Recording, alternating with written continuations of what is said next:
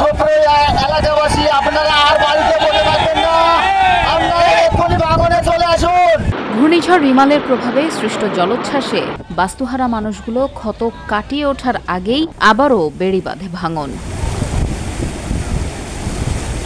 খুলনার পাইকগাছার মানুষ এখন উচ্চ জোয়ারের পানিতে ভেসে বেড়াচ্ছেন। প্রতিদিন 2 বেলা জোয়ারের পানিতে তাদের বসতবাড়ি, মৎস্যঘের, কৃষি খামার ও গবাদি পশুগুলো চোখের পলকেই হারিয়ে যাচ্ছে।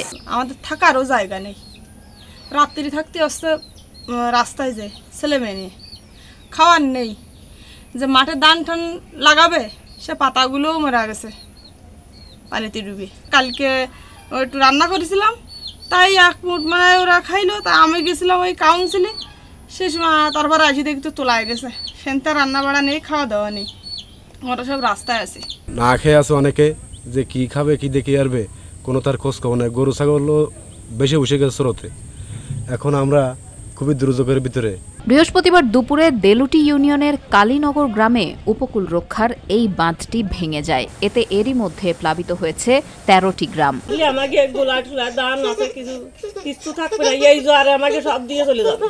গরু বাছুর ছাগল বেড়া আর বাচ্চা এই বাচ্চা কাচ্চা নিয়ে রাস্তায় উঠতে হবে, রাস্তায় তা ওঠার জায়গায় নেই। এই পানিতে প্লাবিত হয়ে মাটির ঘরগুলো ভেঙে গেছে বেশিরভাগই। গরু ছাগল এবং মানুষের খাদ্যদ্রব্য যেমন ধান, ফসলের জমি, বিশেষ করে পাতা ফসলের জমি, বিশেষ করে যে আপনাদের এই যে ওই ফসল যেটা হবে সেই পাতাটা বেশি ক্ষতিগ্রস্ত হয়েছে।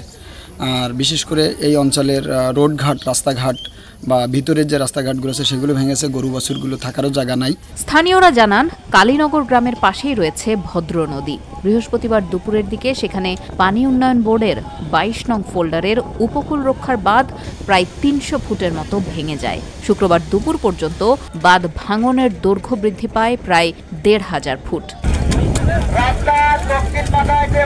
শুক্রবার সকাল থেকে নিজেদের প্রাণ বাঁচাতে গ্রামগুলোর নারী পুরুষ একত্রিত হয়ে স্বেচ্ছাশ্রমে বাঁধ মেরামতের চেষ্টা করছেন। তবে জোয়ারের পানির কারণে বেগ পেতে হচ্ছে তাদের। আমাদের ধান পাতা সবই তো নষ্ট হয়ে গেছে এবং এই চাষিদের কি অবস্থা যে আগামীতে হবে সেটা উপরওয়ালাই ভালো জানেন। তো আমরা স্থানীয়ভাবে আমাদের যে ইউনিয়ন পরিষদ বা আমাদের যারা এখানকার দায়িত্বরত মেম্বাররা আছেন তারা সেভাবে আসলে কাজের প্রতি ওইভাবে খেয়াল করে না বা করেনি। আমরা এলাকারই লোক, আমরা এলাকার থেকে এসে সকলে সেখানে মানে স্বেচ্ছায় শ্রম দিয়েই বাঁধটা নির্মাণ করার চেষ্টা করতেছি।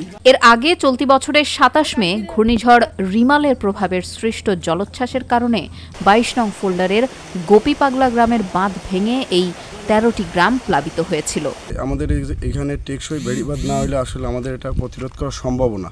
আর এখন এভাবেও কিছুদিন আগেও আমাদের এখানে বেড়িবাঁধ ভাঙছিল এবং প্রায় অত্র এলাকায় পানির নিচে ছিল, যার কারণে অনেক ফসলের ক্ষতি হয়েছে এবং এখনও যেটা ভাঙছে এই কারণেও আমাদের ফসলের ক্ষতি হচ্ছে, যেমন মানুষের গরু, গলার ধান, পুকুরের মাছ এগুলো সব নষ্ট হয়ে গেছে। এক কথায় মানুষের মানে আর্থিকভাবে খুবই আমরা ক্ষতিগ্রস্ত। বেড়িবাঁধ টেকসই বাঁধ তারা বারবার চেষ্টা করছে দেওয়ার জন্য, আবার বারবার ভেঙে যাচ্ছে এবং সেই স্বল্প অর্থনৈতিক দিয়ে তারা যে জনগণের অর্থ উন্নয়নে মানে অর্থ দিয়ে নিজস্ব অর্থায়নে যেভাবে চেষ্টা করছে তাতে আদৌ তারা সম্ভব করতে পারছে না।